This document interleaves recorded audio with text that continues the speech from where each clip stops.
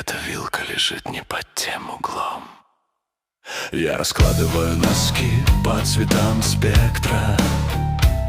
Я сортирую крупы по дате и размеру. Я знаю, где пылинка пролежала 3 недели. Я помню каждый волос, что упал с твоей головы. Мой ежедневник расписан на годы вперед, но в нем нет места для спонтанности, а на грязь.